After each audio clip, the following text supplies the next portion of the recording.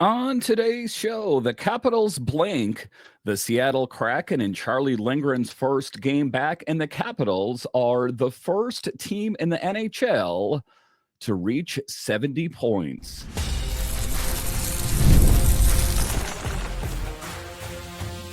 You're Locked On Capitals, your daily podcast on the Washington Capitals, part of the Locked On Podcast Network, your team every day.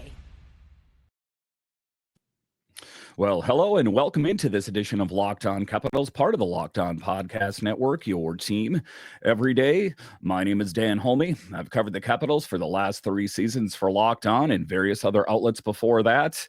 I'm also the host of the weekly show called the Capitals Minutecast, available wherever you find your podcasts. Today's episode is brought to you by our friends at Game Time. Download the Game Time app, create an account, and use code LOCKEDONNHL for $20 off your first purchase. So in this edition of Locked On Capitals, we talk about the Capitals as they just blanked the Seattle Kraken. What a game for the Capitals. The first team in the NHL to reach 70 points. Quite a return for Charlie Lindgren as he lays a goose egg, puts up 0. He didn't allow any goals in this game. Quite a return for Charlie Lindgren. I'll talk about that a little bit later. I will talk about Alex Ovechkin as he is just now 20 goals away from passing Wayne Gretzky. I'll talk about that a little bit later. I'll talk about Thompson and his thoughts, Logan Thompson and his thoughts on the Four Nations face-off. And then in the final segment, I'll talk about Leonard and Hutson and being in the mix for the Hobey Baker Award. But just to get it going here, first of all, good morning. As I start recording this, it is 1 o'clock in the morning, and the Capitals are victorious at Climate Pledge Arena in Seattle. And wow, what a game. It had a lot of different aspects to the game. It was a physical game at points. It was a game that saw the Capitals just really shut down the Seattle Kraken. A great game for Alex Ovechkin as he scores another goal and is one closer to catching and at some point surpassing Wayne Gretzky, albeit an empty netter. It's one of those things I think he might think about after he hangs it all up, or, maybe it'll be the thing that he thinks about is, I passed Gretzky, but, the last stretch there, a lot of those were empty netters. And I get all of it, that it's not easy to do it, but it would be a lot better, I think, that if he was scoring those goals 5-on-5. But let's dig into the game tonight. Wow, what a game for the Capitals as this team is on fire right now. Their 6th consecutive victory, and not just any victory. This marks their first 6-game winning streak in nearly 4 years. So to say that this Capitals team is firing on all cylinders would be an understatement. And you take a look at what was amassed out in the offseason and how these players are stepping up huge.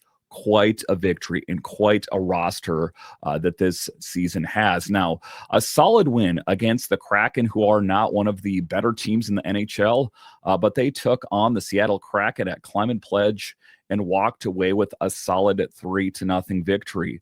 Playing down to a team, but a lot different than what we've seen earlier in the season, where they've sometimes struggled against teams that aren't as good as them. They walk away with a solid 3-0 victory. And let me tell you, this victory solidifies our point streak to an impressive 12 games with a record of 9-0-3. You got to think at some point, how long is this sustainable? I don't want to jinx anything. I want this to last as long as humanly as possible, but this team is far exceeding my expectations. And it's interesting. I was listening to another Capitals podcast, and they had a guest on there that still does not see the Capitals as a playoff team or a Stanley Cup contender. Can you believe it? No love for the Capitals. It also marks the first team, the Capitals, as the first team to hit the 70-point mark this season.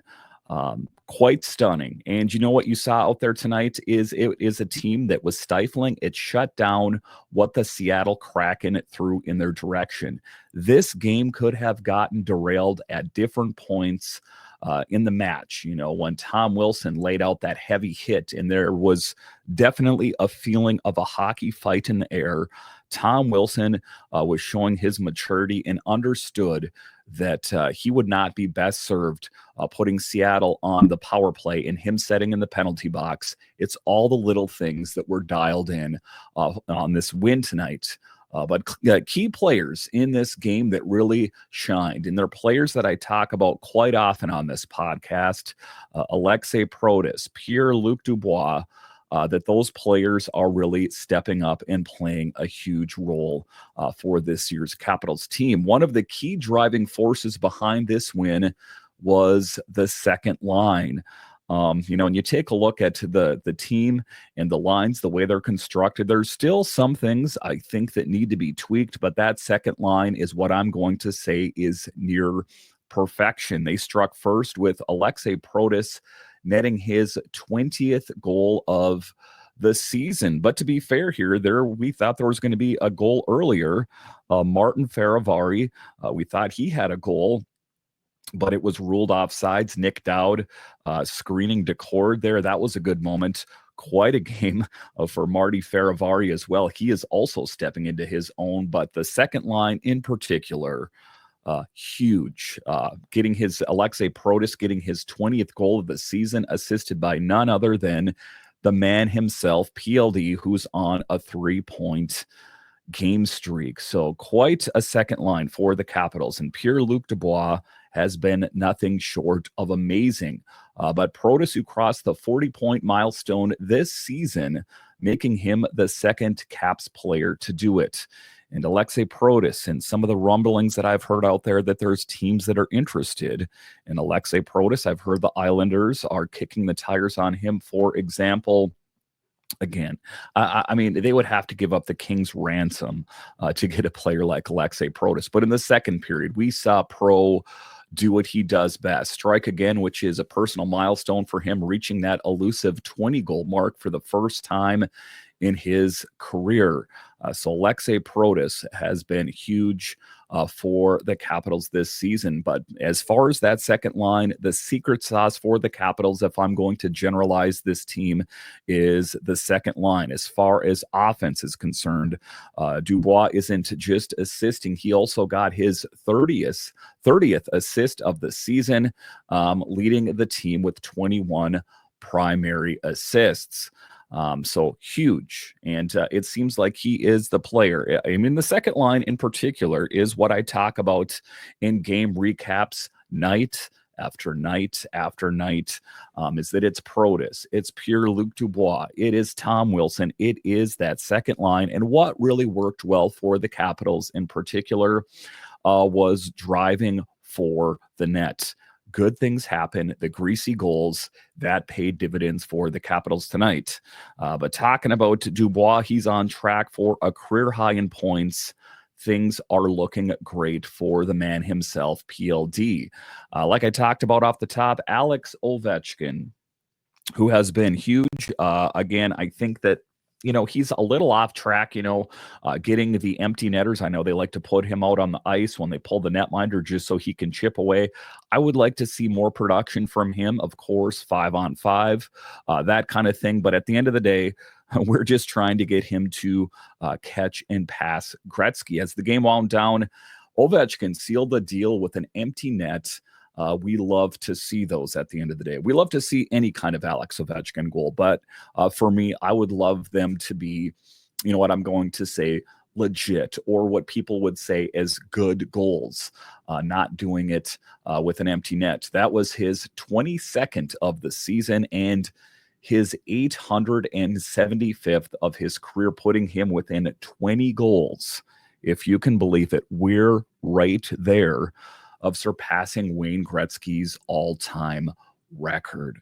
It's an amazing time to be a Capitals fan. But the feel-good story in this game, and I'm really kind of pulling for him, even though I say I don't want to do that. I don't want to have, favorites, my favorite players. I want the best player out on the ice. But Ethan Frank, who has been a little bit slow here in the last couple games, really stepped up, picking up a big goal and outworked. There is no one on the ice that was going to catch Ethan Frank. So when he had that breakaway, he made the most of it.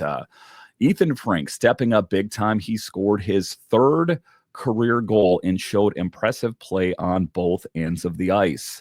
And this is huge for him. This is a position that he could make his own. As we know, the third line has struggled. Eller had an opportunity, but he hasn't made the most of his opportunity. So for Ethan Frank to step up has been huge. Since being called up earlier this month, he's leading the team in goal scoring. So a big thing for Ethan Frank. Let's hope that he can continue with that positive momentum. But talking about defensive excellence and Charlie Lindgren, we can't overlook Chucky. And I know oftentimes on the show, I talk about LT, and I think he's the front runner to be the number one. And Pierre LeBron, I'll talk about this in a future podcast, is saying that the Capitals want to get a deal done with Logan Thompson before the Four Nations face-off, that they are talking to both agents for Charlie and LT in earnest, but they really want to get the Logan Thompson deal done before Four Nations, kind of tipping their hand to a certain extent about who they really want on the team in the long term. But keeping it with Charlie Lindgren and what he was able to accomplish tonight, there was pressure, and I think he feels that pressure, that LT is kind of running away with it. So what did he do? Well, he had a shutout. No goals allowed, who had a remarkable turn from injury. He recorded his first shutout of the season with 23 saves and now has 7 career shutouts with the Capitals. So a great evening for Chucky. He's quickly becoming one of the top goaltenders for the Caps. You take a look at it, how huge he stepped up last season. I'm going to give him his applause. When I shoot the arrows, I want to give out the applause as well. Huge for the Capitals last season. They would not have made it to the playoffs without Chucky. Huge in the Capitals win tonight, pitching a shutout. So the overall performance, this game showcased a robust performance from the Caps on both ends of the ice. There was noticeable improvement in puck control and offensive pressure compared to previous games. I think they were a bit more dialed in. Plus the chemistry among the forward lines is I'm going to say developing nicely. I know that Spencer Carberry has tinkered here and there, but a promising sign as we continue building momentum, especially in the 5-on-5 play. Again, the Capitals 70 points, the best in the NHL. There's not too much that we can criticize, but it's a positive sign seeing them build that 5-on-5 play. The Caps managed to get 33 shots on goal, generating chances. Again, you get a lot of shots on net and good things will happen. Big achievement for only the second time in the last 10 games. So looking forward, a great win for the Capitals, that is for sure, as this late night West Coast trip. Oh, I love you West Coast trips. It's going to be really fun tomorrow for sure. But it was worthwhile staying up, watching the Capitals, and a big win. Also a big night, like I referenced earlier, Marty Faravari, a bit of a scary moment for him as well, as there was a puck that was shot by a Kraken player that Tom Wilson tipped a little bit. Faravari, he missed some ice time. He was off the ice. I'm thinking, oh, great. Martin Faravari is going to miss some time, but he was back in action. His eyebrow was bloodied. So it looks like, he took the puck squarely. Always a very painful thing to see. And ultimately, I bang the drum on it all the time that maybe they need to have maybe a little bit more face coverings up front so we can avoid those face injuries that could have been serious for Marty. But Martin Faravari in this game, had a goal taken away from him being offsides, but also had some other really great goal scoring opportunities that he was definitely hungry to find the back of the net. All right, so coming up here after the break, we'll talk about Logan Thompson and his thoughts on the Four Nations face-off. They asked him about what about the possibility of joining the team if there's an injury. I'll break that all down straight ahead. I love going to live events, whether it's sports, music, theater, or comedy. One of my favorite memories was attending a concert last year. The energy and excitement were unforgettable. Now, Game Time has made it even easier to get tickets for your favorite events with their new feature called Game Time Picks. The feature filters out the fluff to show you only incredible deals on great seats, so you don't have to waste time searching through thousands of tickets. And that is the frustrating part. Your favorite band comes to town, your favorite sports team's playing, but what is the view of the playing surface or the stage going to be? Take the guesswork out of buying tickets with Game Time. Download the Game Time app, create an account, and use code LOCKEDONNHL for $20 off your first purchase. Terms apply. Again, create an account and redeem code LOCKEDON NHL for $20 off. Download Game Time today. What time is it? Game time. All right, welcome back into this edition of Locked On Capitals, part of the Locked On Podcast Network, your team. Every day you can find me over on Twitter. It's at DanCaps218. You can find the show on Twitter. It's at Locked On Caps. And I want to thank all of you for making this your first listen of the day. All right, in this next segment here, we're going to talk about Logan Thompson and the snub at the Four Nations face-off. And what does this guy have to do to get any recognition? And I know that they had already made their determination before this, but he was the first star of the week. Back-to-back shutouts. And still, he does not get his due the same way as, let's say, Hellebuck or Igor Shesterkin. And as we dive into this segment, I think it'll be made more abundantly clear why they chose not to go with Logan Thompson. And the fear is would he even be good for an injury backup? There's going to be a little bit of a conspiratorial rabbit hole to go down here, so buckle up as we talk about what is going on with LT. But today we're going to do that. We're going to dive into the topic that's been generating a lot of buzz around the NHL, Logan Thompson and his surprising exclusion from the Four Nations face-off. And as we remember, last summer, Logan Thompson was the big acquisition via trade to fill the gap where Darcy Kemper played. And, all things considered, Darcy Kemper was a bit of a round peg in a square hole. And, some people would argue, and I even made the argument that the team wasn't fully implemented with Spencer Carberry's system, that by the time the Capitals had caught up to Spencer Carberry's system, well, they had already decided to go with Charlie Lindgren. But that's last year's news. Let's focus on this year and Logan Thompson and why he doesn't get any love and why he wasn't selected for the Four Nations face-off. When the rosters were announced earlier this month, I was shocked, as I'm sure many of you were, that Thompson was left out. One of the best netminders in the entire league, especially considering the goaltending depth issues that Canada is facing. You take a look at his time this season, he has been absolutely phenomenal.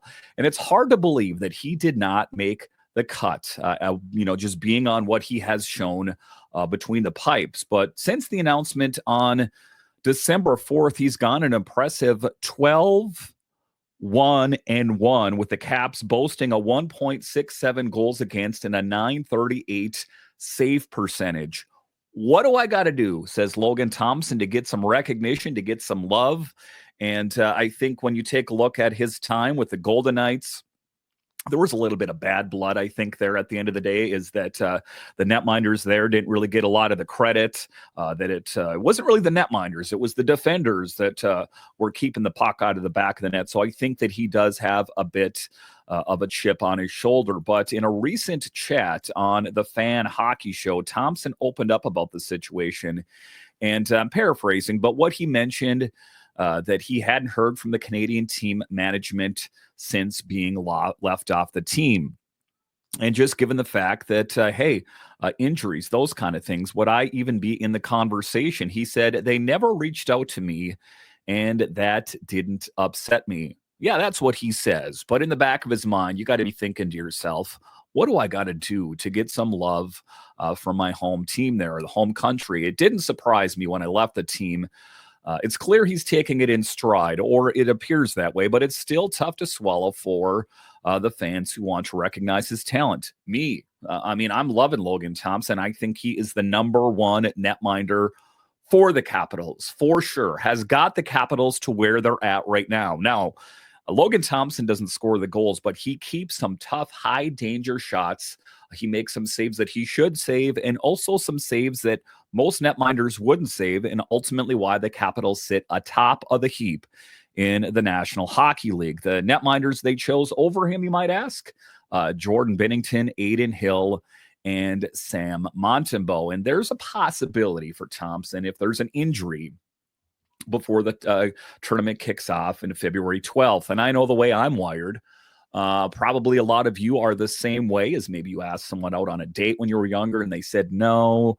And then that didn't work out with that person. And then they come a knocking and they're like, hey, let's try something out here. And you're like, oh, wait, I wasn't good enough for you before, but all of a sudden I am. I think that is the attitude that Logan Thompson needs to adhere to here, is that I wasn't good enough before all this. I think maybe I'm too good for you. Trust me, it's not me, it's you. So, but he's not holding his breath. He remarked, quote, if there was an injury, I know I probably won't get that call. And that's okay. They've got their guys. And I just hope that Canada goes out there and wins it all, unquote. Said like a perfect politician, or maybe just a little bit more mature. A class act for sure. And coaching staff connections. Even more interesting is the fact the coaching staff for the tournament includes Bruce Cassidy.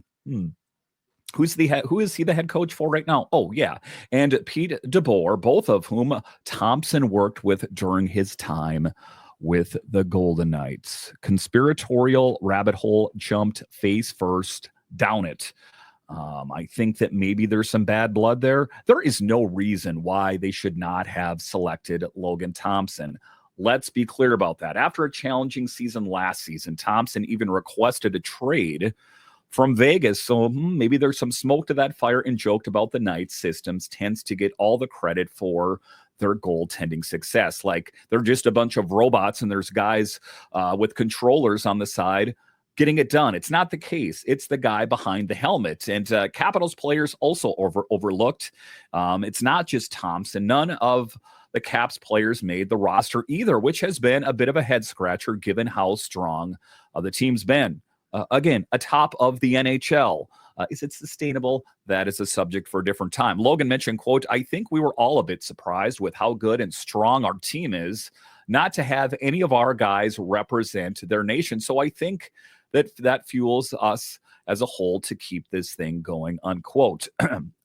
Chip squarely placed on shoulder. Now, to get a bit of an overview, Four Nations Face-Off as we gear up for the Four Nations Face-Off, replacing this year's NHL All-Star Game, which, to be clear, I'm all about. I don't like All-Star Games in any capacity except for the skills competition because, well, the players don't want to get injured and they kind of mail it in. But the Four Nations, where they are playing for their homeland, I think they're going to dig a little bit deeper there. It's set to run from February 12th to the 20th, featuring intense matchups between Canada, U.S., Sweden, and Finland, and Boston and Montreal. Now, just to wrap it up here, put a bow on it. That's a lot to unpack and a lot to consider.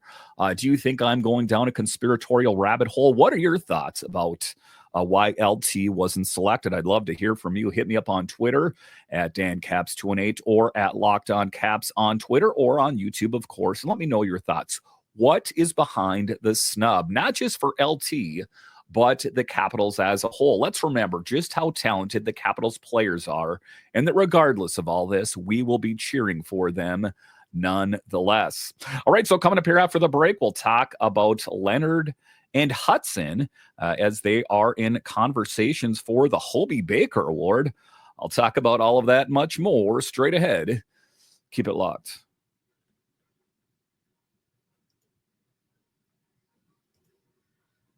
From the first whistle to the final drive, FanDuel makes the NFL playoffs even more exciting. Right now, new customers can bet $5 and get $300 in bonus bets if you win your first bet. That's $300 to keep the action going. And listen, the Commanders, Washington Commanders, are killing it. Why not put a little bit of money on some Commanders action? Or say you're a fan of another team. If you want vested interest in any of the NFL games, open up the FanDuel app, put a little bit of money on the game. All of a sudden, those games got that much more exciting. Just visit FanDuel.com to join today. You'll get started with $300 in bonus bets. That's FanDuel.com. Make this playoff season unforgettable with FanDuel, an official sports betting partner of the NFL. All right, welcome back into this edition of Locked On Capitals, part of the Locked On Podcast Network, your team. Every day, the best way that you can help grow the show is to subscribe to Locked On Capitals on YouTube and comment anything down below. All right, in the first segment, or the second segment, rather, I talked about the Capitals and Logan Thompson not getting any love in the Four Nations face-off, or any of the Capitals players for that matter. But two Capitals prospects, well, they are in line for some true greatness potentially. We've got some exciting news coming out of the college hockey scene as two Capitals top prospects have been nominated for the prestigious 2025 Hobey Baker Award. If you aren't familiar, which honors the best players in Division I men's hockey. And Ryan Leonard, who is going to be a huge piece for the Capitals in the future, that is what I know for sure. He's making waves in his sophomore season. As we know, he was drafted 8th overall in the 2023 NHL draft. And there were some questions. Was he going to join the Capitals at the end of last season? Was he going to join the Capitals at training camp? Well, he decided to play one more season at Boston College, where he has achieved great things also on the international stage. So it very well could be that Leonard decides to join the team either at the tail end of this season or the beginning of next season. And this guy is lighting it up this season with an impressive 22 points, 15 of those being goals. That places him tied for third in the nation for goals scored and his 6-game winning goals. So again, you take a look at it, what that's going to mean for the Capitals. Revolutionize the team. Some young talent I talked about in yesterday's show about Andrew Crystal. Ryan Leonard could be huge. Yeah, that's the highest in the country. It's so exciting to see him performing at such a high level. There was a lot of questions in that draft about what player they should select. And at the end of the day, I am glad that Ryan Leonard was the player that the Capitals selected. But talking about Boston College's talented nominees, and don't forget about Boston College, they have other nominees as well. Goaltender Jacob Fowler and forward Gabe Perreault are also in the mix, with Perreault leading the team in scoring right now with 28 points. So like I've talked about, Boston College is a hockey hotbed. That much I know for sure. Some really great players have gone through Boston College, and clearly the Eagles have a hefty dose of talent this season. But if it was just Ryan Leonard by himself, that would be great. But Cole Hutson making waves at Boston University. On the other side, we can't overlook Cole Hutson from BU, who's also been nominated. Just a bit of a refresher, the Capitals drafted him in the second round, 43rd overall in 2024, and he's been making his mark as a freshman. Now, Hudson's not just any defenseman, and that's what the Capitals are looking for, is some premier talent on the blue line. He's put up 20 points already with 5 goals and 15 assists in just 20 games. The one thing I know for sure about the Capitals is they're really good this year. They are going to be absolutely stunning in years to come. So ranking him 6th amongst all defensemen, or freshmen, excuse me. What's really impressive is that he's the only defenseman among the top 17 scorers in that freshman category. So making a big impact right out of the gate. That is what we like. And it's also an exciting competition at BU. I talked about Boston College. It's also worth mentioning that fellow nominees from BU, older brother Quinn Hutson and forward Ryan Green, adding some serious talent to their lineup as well. So how does this whole thing work? If you're not familiar, the Hobey Baker Awards. Well, how does it work? The initial nominees come from the head coaches of the NCAA Division I ice hockey programs who nominate the top 3 players from the league, along with top 3 players nationwide. So it's quite the accolades and the recognition to be listed in it at all. Fans, what they're going to get is a chance to help narrow that down to the top 10 in March. After that, the Hobey Baker Memorial Award Selection Committee will choose 3 finalists, and we'll find out the winner during the Frozen Four event in April. So exciting times for Capitals, the big team. Capitals, top of the NHL, but also college players, prospects, these kind of things. It is a great time to be a Capitals fan. As a whole, Caps Nation, I'm talking all the way from the NHL down to the ECHL prospects. It is a great time to be a Capitals fans. And with such young, promising talent on the horizon, it really has me excited about what this team is going to look like in years to come. All right, once again, I want to thank you for joining me on this edition of Locked On Capitals, your only daily year-round podcast covering the Washington Capitals. And I want to thank all of you that listen on the audio side and watch this on YouTube. You are what makes this show successful. All right, once again, I want to thank you for joining me on this edition of Locked On Capitals, part of the Locked On Podcast Network. It is your team every day. My name is Dan Holme, and I'll talk to you again next time.